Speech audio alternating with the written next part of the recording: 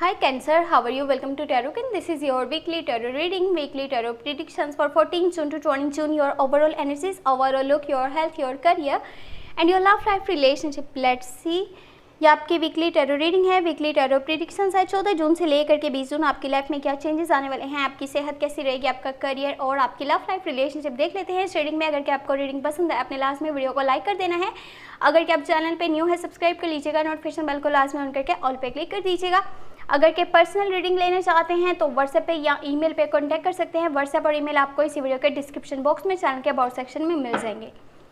Okay जी, देख लेते हैं आपकी लाइफ में क्या चेंजेस आने वाले हैं।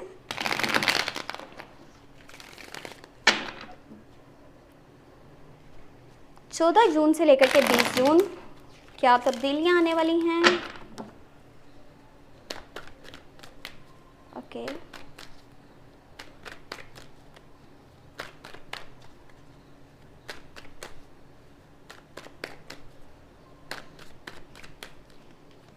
Okay, first you have Page of Wands, okay, Ten of Wands, Hierophant, Strength, Four of Wands, okay, Two of Cups, and last you have Queen of Swords.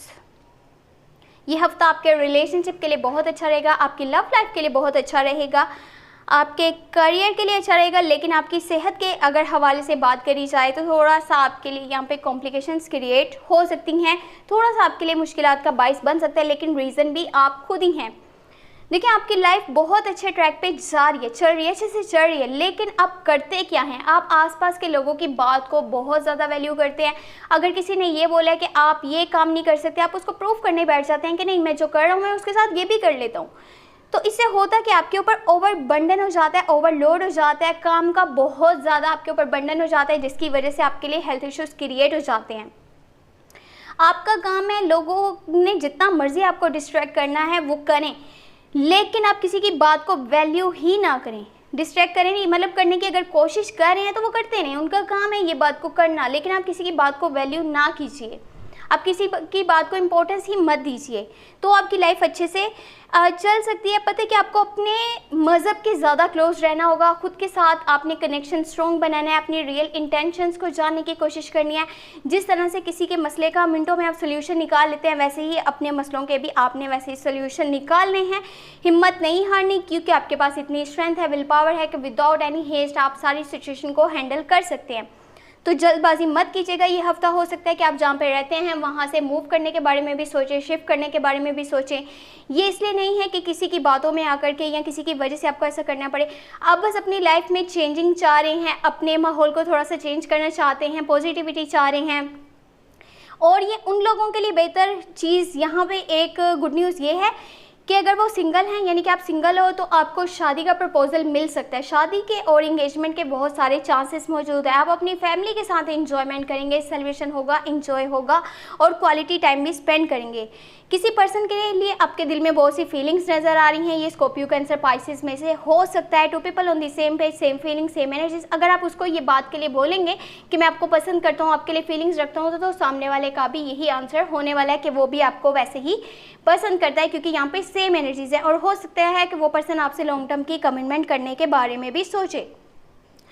But एक चीज़ माइंड में रखें कि ना तो ओवर रिएक्ट करें किसी बात को लेकर के, ना हर जगह पे जजमेंट पास कीजिएगा, हर जगह पे अपना ओपिनियन दीजिए, हर जगह पे आपने जो है अपनी गाइडेंस देने की कोशिश नहीं करनी कि आप विदाउट रियलिटीज़ को जाने कहीं भी बोल रहे हैं। ये चीज़ें आपके अगेंस्ट जा सकती हैं। लोगों को ऐसे लगेगा कि आप ऐसे ही करते हैं, आप हमेशा से उनके खिलाफ हैं, उनके खिलाफ ही बात को करते हैं। तो ये चीज़ थोड़ी सी माइंड में रख लीजिएगा।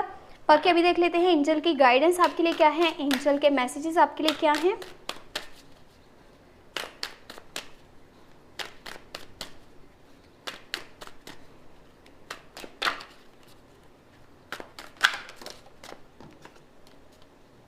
Okay, so let's see. Oops.